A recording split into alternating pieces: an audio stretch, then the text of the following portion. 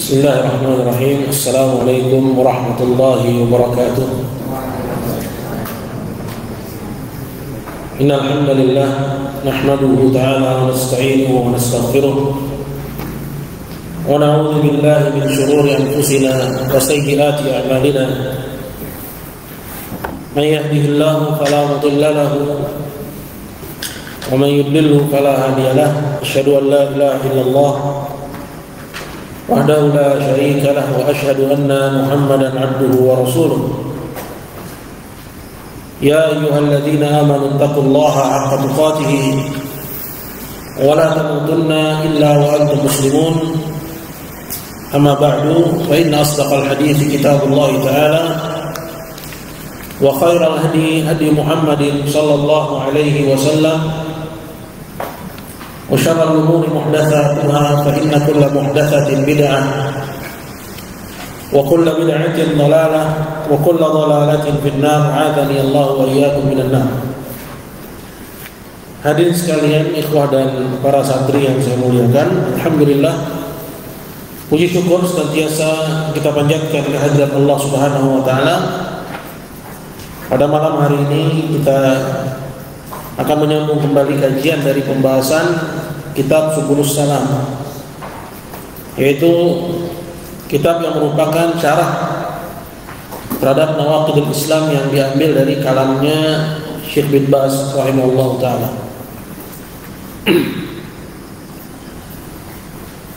Dalam pelajaran kita di pertemuan yang lalu, kita telah mengambil keterangan Syekh bin Baz tentang makna tauhid uluhiyah. Dengan ini berarti selesai sudah pembahasan macam-macam tauhid.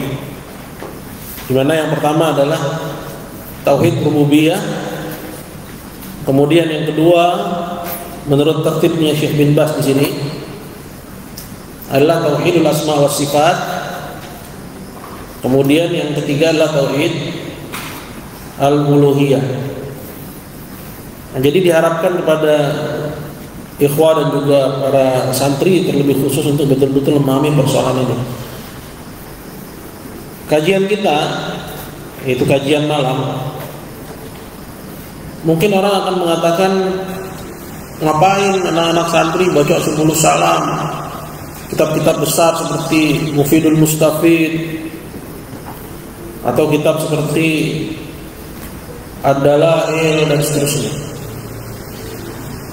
Ketahuilah, kajian malam itu tujuannya adalah di samping sebagai kajian lanjutan, karena di malam hari ini dulu kita juga sudah bahas kitab yang sebelumnya, ya, kitab-kitab dasar. Kemudian sampai kepada kita udah baca kitab Kasus Syubhat, ya. Jadi ditinjau dari situ nggak salah kalian belajar seperti kitab Mufidul Mustafid. Tapi kan ada anak kelas 1. Nah, ini alasan yang kedua, bahwa memang kajian malam itu fungsinya adalah untuk wawasan, ya. Adapun pembasikan itu ada di kelas, ya. Kalian ada belajar qaul mufid, ya, anak kelas 1, kemudian juga akidah al-wasithiyah, ya, kelas 2 dan kelas 3. Jadi memang rencananya insyaallah, ya, untuk kajian tauhid kita banyak mengambil dari kitabnya para imam dakwah Najd. Nah, pembahasan tentang macam-macam tauhid ini dibahas kembali oleh Syekh bin Baz rahimahullah di sini. Dan ada poin yang penting yang kemarin sudah kita bahas juga, bahwa justru sebab kesyirikannya orang-orang musyrikin dulu adalah disebabkan karena apa? Karena kejahilan. Ya, ada 2 ayat di situ yang disinggung oleh Syekh rahimahullah taala. Yang pertama adalah firman Allah, fariqan hada wa fariqan haqqat alaihimud dhalalah. Segolongan mendapat petunjuk, segolongan lagi telah jelas atasnya kesesatan. Innahum ittakhadhu syayatin awliya min dunillah. Sungguhnya mereka menjadikan setan-setan itu Malu Ustaz sengaja kasih keterangan. Apa ini maksud dengan setan di sini? Apakah orang musyrikun di zaman Nabi sallallahu alaihi wasallam merasa bahwa mereka menyembah setan? Nah, ajibu ya, ikhwan. Menurut mereka nyembah siapa? Orang saleh. Tapi Allah jadikan peribadatan mereka kepada orang saleh itu seperti peribadatan kepada apa? Kepada setan. Kenapa? Karena mereka memperturutkan kemauan setan. Innahum ittakhadhu syayatin awliya. Sesungguhnya mereka mengambil setan-setan itu sebagai penolong min dunillah, di samping Allah, wa yahsabuna annahum muhtadun, dan mereka menyangka bahwa mereka mendapat petunjuk. Jadi ini tragis sebenarnya. Ya, tragedi yang paling besar di dunia ini semenjak diutusnya Nuh alaihissalam sampai akhir zaman itu adalah kesyirikan. Karena mereka justru mendapat murka Allah itu di saat mereka pengen meraih ridha Allah. Paham nggak ini? Mereka pengen mengharap ridha Allah Subhanahu wa taala. Ya, mereka pengen mendapat, ya, pengen dekat dengan Allah Subhanahu wa taala. Dan mereka lakukan itu di atas anggapan mereka adalah orang yang mendapat petunjuk. Tapi yang mereka dapat malah apa? Kemurkaan, mereka mendapatkan kekekalan di neraka jahanam. Ini tragedi paling besar di dunia. Itu kesyirikan. Lebih besar daripada bencana alam tentunya. Lebih besar daripada apa yang ramai sekarang di dunia ini. Ya. Dari kezaliman pemerintah lah, ya, atau apapun yang saat ini sedang ramai di dunia maya dan mengisi media sosial begitu hebohnya, begitu, ya, gegap gempitanya, tapi siapa yang betul-betul mengurusi persoalan ini? Nah, hampir tidak ada dari kelompok-kelompok dakwah itu. Ya, oleh karena itu Allah Subhanahu wa taala hukum kita. Ya, Allah Azza wa Jalla hukum kita. Kenapa? Karena memang agama Allah ini nggak betul-betul dibela, nggak betul-betul dibela. Ya, sampai orang yang mengetahui tauhid, mengetahui kesyirikan, tahu bahwa kesyirikan adalah dosa yang paling besar, bahkan pakai jargon dakwah tauhid, ada yang betul-betul mengurusi persoalan ini, betul-betul, ya, terjun mendakwahkan sebagaimana dahulu para nabi sallallahu alaihi wasallam. Mereka mendakwahkan tauhid ini. Nah, jadi kalau kita perhatikan kepada ayat ini dan juga firman Allah yang kedua yang disebutkan oleh Syekh bin Baz dan juga sering dikutip oleh kita. Para dai sering mengutip itu, cuma dalam frame kebid'ahan. Dalam frame bid'ah, dalam frame mengingkari kebid'ahan. Qul hal nabiyukum bil akhsarina a'mala. Ini kan sering dikutip ayat. Katakanlah, apakah kalian ingin aku beritahu tentang orang yang paling merugi amalannya? Ayat ini berbicara tentang orang-orang Nasara. Tapi sering dikutip oleh dai-dai itu untuk orang yang tersesat karena mengerjakan bid'ah. Padahal ayat ini pertama kali turun maksudnya apa? Karena kesyirikan.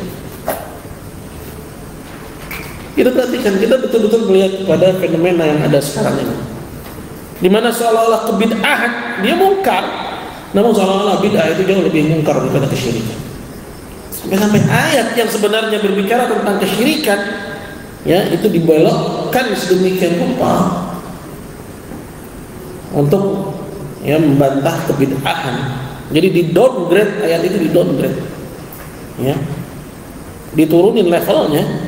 Padahal dia ketika turunnya berbicara tentang kesyirikannya orang-orang Kristen. Qul hal nabiyukum bil akhsarina a'mala. Katakanlah, apakah kamu ingin aku beritahu tentang orang yang paling merugi amalannya? Alladzina dhalla sa'yuhum fil hayatid dunya, yaitu orang-orang yang tersesat daya upayanya di kehidupan dunia, wa hum yahsabun, dan mereka menyangka annahum yuhsinuna sunna, menyangka sedang membuat kebaikan. Lihat, hatta Nasara, sampai orang Kristen pun dalam kekufurannya, tanya sama orang Kristen, ya, sampean sadar nggak melakukan kesyirikan? Sampean sadar nggak melakukan kekufuran? Apa jawabnya? Wallahi rabbina ma kunna musyrikin. Tak ada yang mengaku sebagai musyrik. semua millat kufri, agama kekufuran, ajaran kesyirikan yang akbar, para pemeluknya, para penganutnya merasa bahwa mereka tidak melakukan kekufuran kepada Allah. Artinya itu di atas kejahilan, bukan? Nah, dia di atas kejahilan. Karena yang namanya husban, yang namanya sangkaan, dugaan itu dhuddul ilmi, lawannya ilmu. Saya menyangka, saya menduga. Allah sebut apa? Yahsabun, mereka menyangka. Ya, karena ilmu itu bukan dugaan. Berarti kalau hilang ilmu, berarti yang ada apa? Kejahilan, lawannya yaitu kejahilan.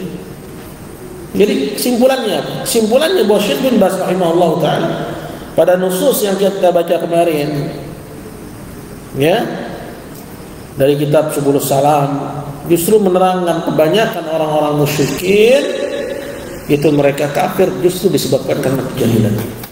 Gak ada yang kafirnya karena inat, karena pembangkangan, yaitu tahu kebenaran kemudian mengingkari, kecuali segelintir saja.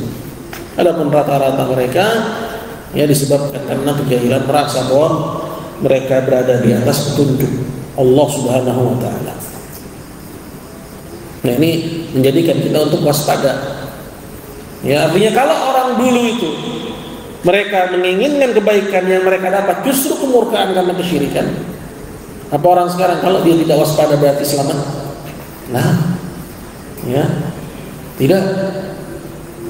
Ya, artinya seorang itu mesti dalam keadaan khawatir dan takut dari kesyirikan. Kita akan baca persoalan yang berikutnya di halaman yang ke-36, yaitu pembahasan tentang lawan dari tauhid. Apa lawannya tauhid? Yaitu kesyirikan. Ya, lawannya tauhid adalah kesyirikan. Qala wa dhiddu tauhid, dan lawannya tauhid asyirku adalah kesyirikan. Ya, sudah sering disampaikan ya bahwa kesyirikan itu diambil dari kata musyarakah. Ya, adanya ya perserikatan, ya adanya keikutsertaan selain Allah dengan Allah dalam satu urusan yang merupakan khususiyahnya Allah Azza wa Jalla, yang merupakan karakteristiknya yang khusus yang hanya dimiliki oleh Allah Azza wa Jalla. Qala wa huwa naw'an, kesyirikan itu ada dua macam. Jadi bisa kita bilang kesyirikan itu terjadi dalam persoalan rububiyah, atau terjadi dalam persoalan asma wa sifat, atau terjadi dalam persoalan al-uluhiyah. Ya, di sini kesyirikan dibagi dalam bentuk yang lain. Jadi kalau ditanya ada berapa terbagi kesyirikan, ya bisa antum sebut ada 3, antum bisa juga sebut ada 2, ya tergantung ya apa konteksnya. Di sini disebut bahwa kesyirikan ada 2 macam, ya besar dan kecil. Syirkun akbar wa syirkun asghar. Syirik besar dan juga syirik kecil. Qala fa syirkul akbar, seperti apa syirik besar itu? Huwa ma yatadamman sarful ibadah li ghairillahi aw ba'daha, yaitu kesyirikan yang terkandung dalamnya unsur memberikan ibadah kepada selain Allah atau sebagiannya. Artinya ya, kesyirikan itu adalah memberikan ibadah kepada selain Allah, ini akbar. Dan dia adalah persoalan rububiyah atau persoalan uluhiyah? Dalam persoalan uluhiyah. Ya, karena uluhiyah itu apa? Konteksnya adalah dalam persoalan apa? Ibadah. Ya, itu ya menunggalkan Allah Subhanahu wa ta'ala dalam peribadahan kepadanya. Maka memberikan ibadah kepada selain Allah Azza wa Jalla, ya walau sedikit, ini jatuh kepada yang besar. Ya, nanti dicontohkan. Qala wa an-naw'u tsani, sedangkan yang kedua qala asyirkul asghar, yaitu syirik kecil. Qala wa huwa ma thabata bin nusus tasmiyatu syirkan. Syirik kecil itu adalah ya perbuatan yang disebutkan dalam nas, ya ayat ataupun hadis, ya disebut sebagai kesyirikan, lakinnahu lam yablugh darajat syirkil akbar, akan tapi dia tidak sampai kepada derajat syirik besar. Ya, seperti misalnya hadis sibabul muslimi fusuqun wa qitaluhu kufrun, mencaci seorang muslim adalah kefasikan dan memerangnya adalah kekufuran. Ini maksudnya kufur asghar. Ya, maksudnya syirik asghar. Ya. Begitu juga seperti misalnya ya bersumpah dengan selain nama Allah, man halafa bi ghairillahi faqad kafara aw asyrak. Barang siapa bersumpah dengan selain nama Allah berarti dia telah kafir atau dia telah musyrik. Ya, tapi maksudnya adalah syirik asghar. Ada pengertian yang lain yang diberikan para ulama tentang syirik asghar ini, yaitu ya semua perbuatan yang mengantarkan kepada syirik akbar maka dia hukumnya syirik asghar. Itu semua wasilah, semua sarana yang mengantarkan kepada syirik besar, ya maka dia hukumnya adalah syirik kecil. Ya, dia hukumnya adalah syirik kecil. Ya, seperti misalnya berdoa kepada Allah di samping kuburan orang saleh. Ini wasilah, sarana kepada syirik akbar. Ya, jangan kamu bilang itu akbar. Ya, berdoa kepada Allah di samping kuburan orang saleh. Ya, dia akan memberikan ibadah kepada kuburan, maka ini hukumnya apa? Syirik asghar. Kenapa? Karena itu sarana kepada yang akbar. Tapi kalau misalnya sampai dia panggil si penghuni kubur atau dia berikan kepada si penghuni kubur itu ibadah, dia jatuh kepada yang akbar, gitu. Jadi ini pelajaran SD ya. Maksudnya pelajaran para pemula. Harus benar-benar kita itu menguasainya. Kenapa? Karena ini ilmu dasar. Jangan sampai ntar udah tenar keliru. Ya. Seperti yang ada dalam ya buku Masail jilid 1 itu. Ya. Di mana penulisnya keliru dalam persoalan yang tenar, yang mendasar seperti ini. Ya. Mengatakan berdoa dengan jah, ya dengan jahun Nabi, dengan jahnya orang saleh, ya dengan kedudukan Nabi atau kedudukan orang saleh itu sebagai syirik akbar. Ini para ulama menyebutkan ini syirik asghar.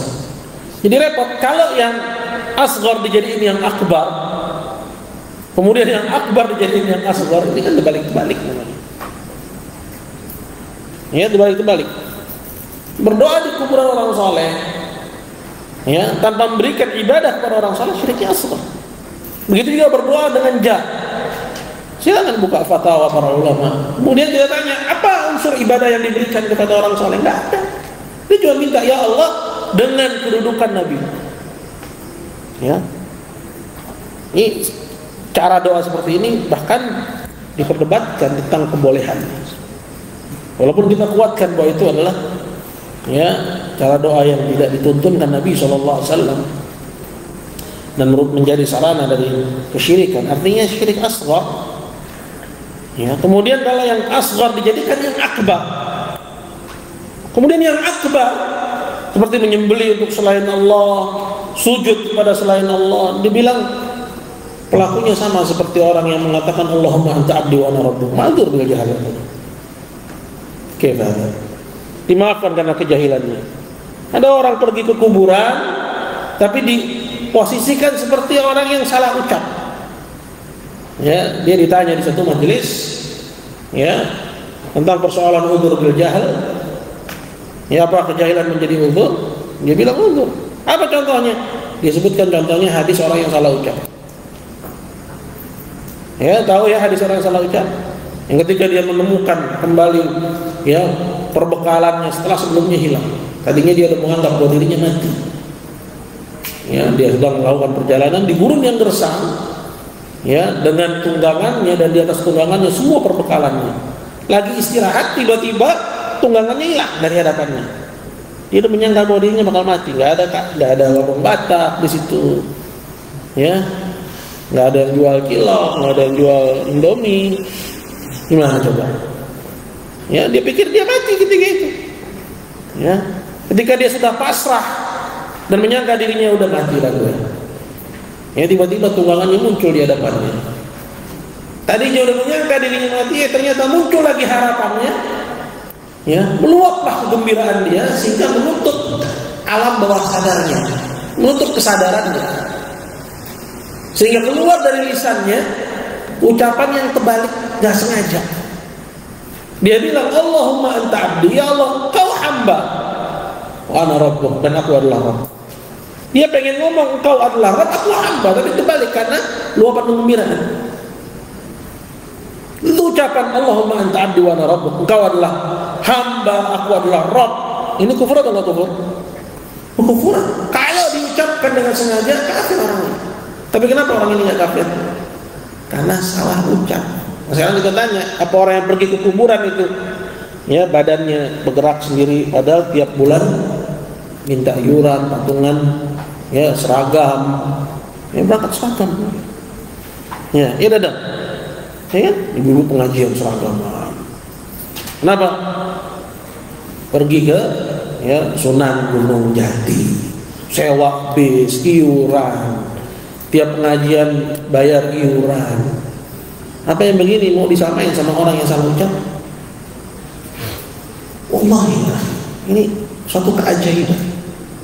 Kalau kesalahan yang mendasar seperti ini terjadi pada sighar talabatul ilm, para pemula, ya.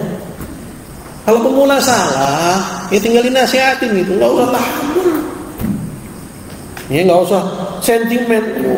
Ya namanya pelajar salah, ya dibenerin, gurunya benerin. Ya, dia bilang sama teman-temannya, udah maafin, nanti insya Allah kita kasih tahu. Gitu sikapnya. Kenapa? Karena dia guru, sedangkan dia pemula. Tapi kalau kesalahan ini justru terjadi pada orang yang sudah punya nama, ya, apa kira-kira bakal diralat? Allahu a'lam. Ya, udah cetakan kesekian katanya, tapi terus aja. Ya. Ini musibah. Ya, musibah pada dakwah salafiyah ketika kekeliruan itu justru ada pada persoalan yang paling mendasar, yaitu tauhidnya. Itu tauhidnya. Ini memang persoalannya memang lebih besar lagi ya, Tuhan. Ya. Kesalahan ini ya udah sejak lama. Menyangka bahwa salafi itu orang yang ngerti ilmu hadis, salafi itu orang yang ngerti mentahqiq hadis, semakin hebat dia menghafal hadis, mentahqiq hadis, mentashih, tad'if, berarti dia semakin kuat salafi. Ini frame yang keliru. Sehingga mengabaikan persoalan sebenarnya dakwah salafiyah itu kembali kepada ya as-salaf, yaitu dalam hal akidahnya duluan. Ini yang pertama. Akidahnya, tauhidnya duluan. Dan itu pernah menimpa kita dari waktu masa-masa menuntut ilmu, ya, dimana kita menganggap orang yang paling salafi adalah orang yang paling mengerti hadis. Ya, makanya kiblatnya kemana? Ya Yaman, bukan ke Saudi. Tiga itu. Ya, Syekh Mukbil, ya orang yang sangat mumpuni dalam ilmu hadis. Ya, tapi at-tauhid itu ada di Najd. Alhamdulillah. Ya, dengan kita terus belajar akhirnya kita tahu akan kekeliruan yang dulu sempat kita ya keliru di situ. Jadi kembali kepada persoalan, kita udah punya dua definisi untuk syirik asghar ya. Yang pertama apa? Yaitu semua amalan yang disebutkan sebagai kesyirikan namun tidak sampai kepada yang besar. Ya, kemudian yang kedua, semua amalan yang merupakan sarana kepada yang besar maka dia hukumnya syirik asghar.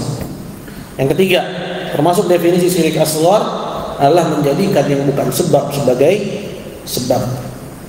Ya, menjadikan yang bukan sebab ya sebagai sebab, seperti jimat. Ya, jimat untuk apa? Untuk tolak bala. Ya, akhirnya ada di rumah pintunya digantungin apa itu padi, ya, atau ditanam ya sesuatu tujuannya untuk tolak bala. Nah, ini nggak ada kaitannya. Atau jimat untuk penglaris, ya, agar dagangannya laris, ya, ini nggak ada kaitannya. Tapi kalau jimatnya itu diambil dengan cara semedi, jimatnya syirik asghar, tapi semedinya syirik akbar. Jimatnya diambil dengan cara menarik benda pusaka dari pusara makam Mbah Dalem batu tulis, seperti yang ada itu di YouTube, ada dukun perempuan, dia bilang dia menarik benda pusaka, sebelum dia menarik biasa dia nyembah dulu kan, nyembah tuh, dia nyembah, terus dia gaya-gaya kayak film Angling Dharma gitu kan, film-film begitu, terus tiba-tiba seperti ada suara benda pecah, tring, nggak taunya disorot ada senjata yang sudah karatan yang dianggap bahwa itu keluar dari alam gaib, yang sebagai pusaka, kemudian dijadikan jimat. Maka dilihat kalau jimatnya sendiri syirik asghar, menggantungkan sesuatu untuk mendapatkan manfaat atau menolak mudarat, hukumnya syirik asghar. Atau menempelkan sesuatu, hukumnya syirik asghar. Tapi kalau mendapatkan jimatnya itu caranya dengan menyembah selain Allah, maka jadinya apa? Bercampur antara syirik asghar dengan syirik akbar. Maka pelakunya musyrik kafir, walaupun dia pelanggarannya dalam persoalan jimat. Nah, kalau kita perhatikan yang seperti ini banyak di negeri kita. Sallallahu alaihi wasallam. Bagi yang mau memperhatikan. Kalau yang nggak perhatian lewat aja. Nggak lewat aja. Selanjutnya berkata, qala fa hadza yusamma syirkan asghar. Yang demikian ini dinamakan sebagai syirik kecil. Mithlur riya, seperti riya. Pengen dipuji dari suatu amalan ibadah. Riya. Kalau riyanya itu di awal ibadah, maka gugur semua amalannya. Seperti orang yang tidak sholat melainkan untuk riya. Dia tidak datang sholat misalnya, tidak mengerjakan sholat melainkan tujuannya riya. Riya itu apa? Biar dilihat akhirnya dipuji, disanjung, dikasih predikat sebagai orang soleh dan seterusnya. Maka yang gugur semuanya nggak diterima itu. Tapi ada kalanya dasarnya ikhlas, awalnya ikhlas, kemudian di tengah-tengah datang penyakit riya, gitu kan? Lagi baca Quran, tiba-tiba ada emak datang, gitu kan? Emak berkunjung, bapak berkunjung. Pengen kan dibilang anak babe rajin gitu udah deh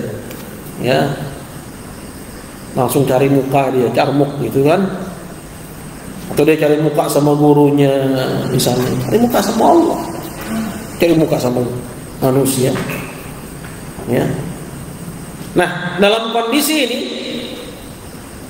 dia ada dua pilihan atau dua keadaan. Yang pertama dia usir, dia nggak sambut itu bisikan untuk riya, maka amalannya selamat. Yang kedua dia sambut, dia sambut. Nah, kalau dia sambut, kalau amalan itu satu kesatuan seperti sholat, maka gugur semuanya, nggak diterima semuanya. Tapi kalau amalan itu terpisah, seperti misalnya tilawah Quran, seperti misalnya sedekah, lagi baca surat Al-Baqarah, ikhlas, mau masuk ke Ali Imran, datang emaknya dia riya, maka yang ditolak yang Ali Imran. Paham di sini? Nah itu.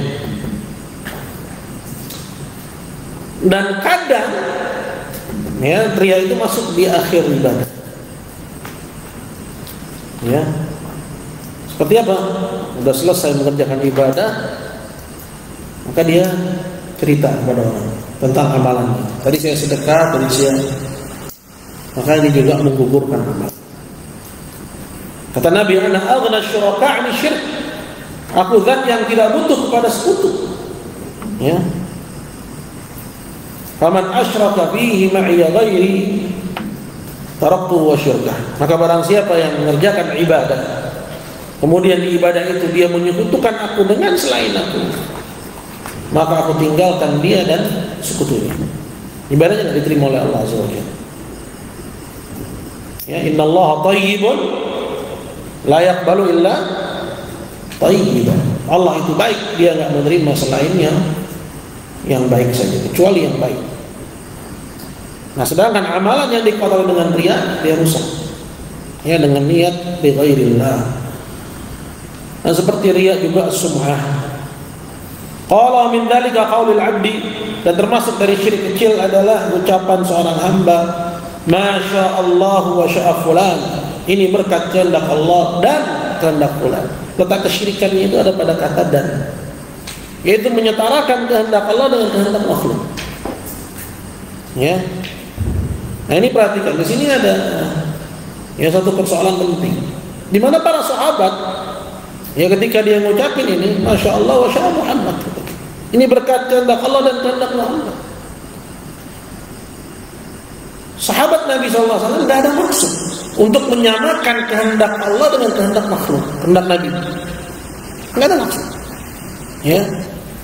Tapi salah dalam redaksi dalam Islam itu diluruskan. Ya, kata Nabi, aja'altani lillahi niddan? Apa kamu telah menjadikan aku sebagai tandingan bagi Allah? Enggak mungkin sahabat Nabi menjadikan Nabi sebagai tandingan bagi Allah. Betul enggak? Enggak mungkin. Karena mereka sudah paham tauhid. Tapi kenapa Nabi jadikan ucapan itu seperti menjadikan Nabi SAW sebagai tandingan bagi Allah SWT? Maksudnya dalam meredaksi penyamaan dan penyetaraan kehendak makhluk dengan kehendak Allah dalam redaksi, dalam ucapan. Sekalipun tidak ada maksud dalam niat, tetap diluruskan dalam Islam. Jadi kesalahan redaksi ini masuk dalam kategori hukumnya apa? Syirik asghar. Kesalahan redaksi. Ya. Atau ucapan lallahu wa fulan. Kalau bukan karena Allah dan si fulan. Ya, seperti ucapan kita, kalau bukan karena kamu, aku nggak selamat. Ya. Atau ucapan kalau bukan karena Allah dan kamu. Ini menyetarakan antara Allah dengan makhluk dalam ucapan. Maka yang harus diucapkan apa? Kalau bukan karena Allah semata. Kemudian, atau ini berkat kehendak Allah, kemudian kamu. Ya. Atau kita bilang ini berkat kehendak Allah semata. Nah, ini yang harus diucapkan. Au hadza min Allah wa min fulan, atau ucapan ini dari Allah dan dari fulan. Nah, ini diantara contoh-contoh syirik asghar. Nah, termasuk ke dalam jenis kesyirikan, sebagian memasukkan ke dalam jenis ketiga. Ya. Jadi kesyirikan itu ada 3 macam. Yang ketiga adalah syirkun jali, itu syirkun khafi. Syirik yang terselubung. Ya, tapi kata Syekh bin Baz bahwa syirkun khafi ini, ya, dia masuk ke dalam jenis yang sudah ada, baik dia itu syirik akbar atau syirik asghar. Jadi ini pembagian lain. Ya, ditinjau dari terang atau tersembunyinya. Jadi ada 2 macam lagi. Itu syirik yang pertama jali, yang terang. Kemudian yang kedua syirik yang khafi. Jadi ada pembagian syirik akbar, ada pembagian syirik asghar, besar kecil. Menurut besar kecilnya ada 2. Menurut terang dan tersembunyi juga ada 2. Ada yang jali dan ada yang khafi. Wallahu ta'ala a'la wa a'lam. Baik, ada pertanyaan sampai sini?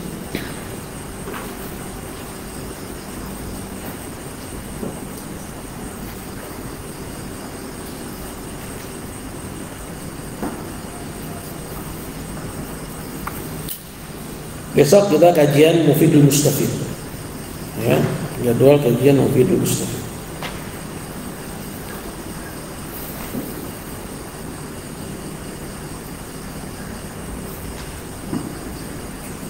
Syekh Abdurrahman,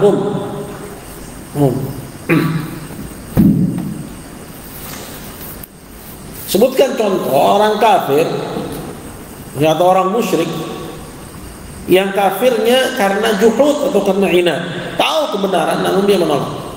Siapa contoh?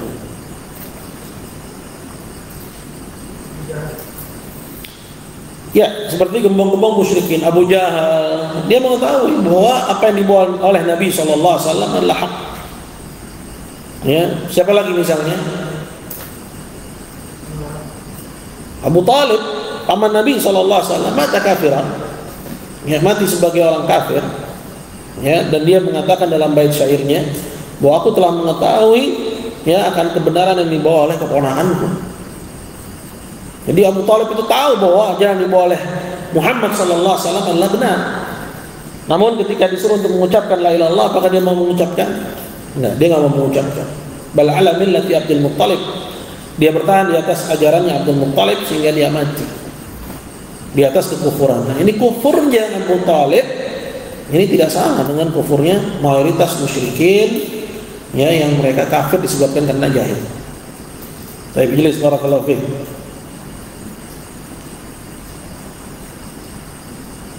Baik, di sini ada pertanyaan. Salawat burdah, nariyah dan sejenisnya termasuk syirik akbar atau syirik asghar?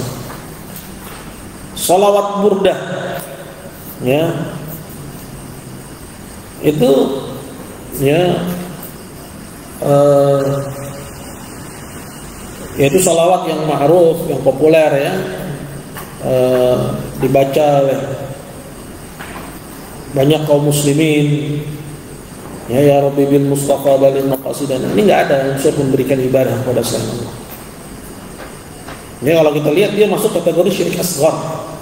Begitu juga salat nariyah, ya, dia masuk kategori syirik asghar. Ya, nah, dia tidak termasuk dalam bentuk syirik akbar. Ya, jadi hukum salat di belakang imam yang bersalawat seperti itu hukumnya boleh. Ya, kecuali kalau, ya, salawat yang populer belakangan ini dipopulerkan sama, ya, sebagian, ya, tokoh, ya, mereka, yaitu ucapan isfa'lana, yaitu, ya, minta syafaat kepada Nabi SAW.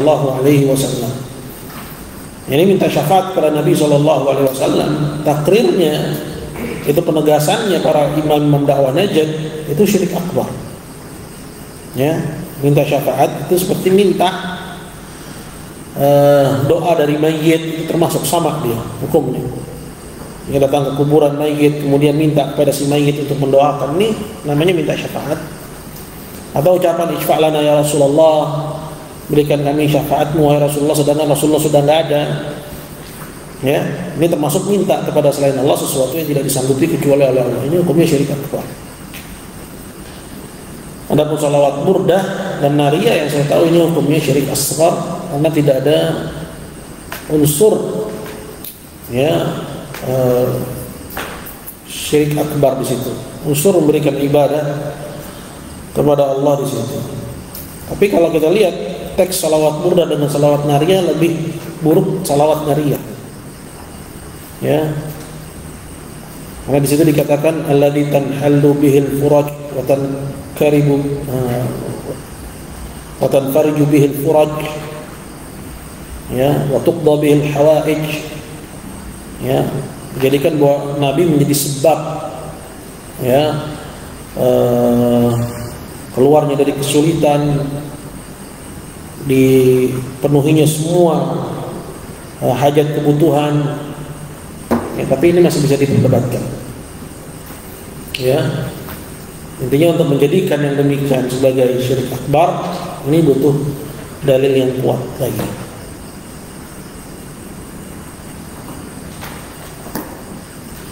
Ustaz bisa jelaskan syubhat Syekh Muhammad bin Abdul Wahab tidak mengkafirkan penyembah kuburan Abdul Qadir dan Kuba Al-Tawas? Ini sudah disebutkan oleh Syekh bin Baz, kasih jawaban. Syekh Abud, yaitu rektor Jamiah Islamiyah yang lama, juga sudah memberikan jawaban. menukil dari Syekh bin Baz. Begitu juga Syekh Saleh Fauzan sudah memberikan jawaban. Jadi bisa lihat pada tulisan yang sudah saya turunkan di Tauhid Verse. Intinya Syekh bin Baz menerangkan, ya, mungkin itu di awal dakwahnya, ya, di mana belum menjadi jelas oleh Syekh Muhammad bin Abdul Wahab persoalan ini. Dan manusia dalam perkembangan ilmiahnya itu, ya, berkembang. Ya, seperti Syekh Muhammad bin Abdul Wahab, dia mengatakan bahwa sebelum saya mengetahui perkara ini, ya, saya nggak tahu. Ya. Kemudian Allah Azza wa Jalla berikan kepadaku hidayah ini. Nah, itu hal yang biasa bagi manusia. Ya. Kita pun juga demikian. Sebelum ini kami juga mentakrir seperti apa yang ditakrir oleh kebanyakan. Ya, bahwa menyembah kubur itu tidak kafir, sampai ditegakkan padanya hujjah, sampai dikasih tahu, sampai hilang syubhat. Kemudian belakangan kita berkembang dan alhamdulillah kita tahu yang sebenarnya. Ini yang pertama. Ya. Kemudian juga, ya, yang dimaksud tidak mengkafirkan di sini tidak, ya, mengkafirkan hukum akhirat. Bukan meyakini kafirnya. Karena pengkafiran itu ada hukum dunia, ada hukum akhirat. Ya. Ada hukum dunia, ada hukum akhirat. Maksudnya tidak mengkafirkan, ya, tidak meyakini bahwa mereka itu masuk neraka.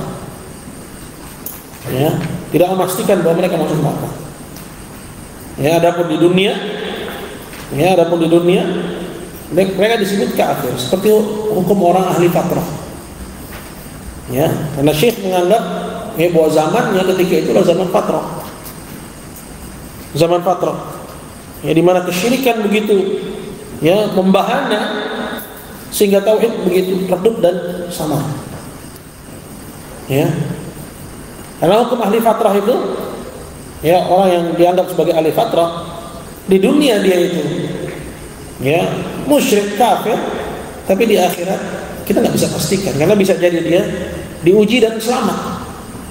Jadi, ya, ada di, ya, pembahasan kita ini, orang yang di dunia kafir, di akhirat masuk surga.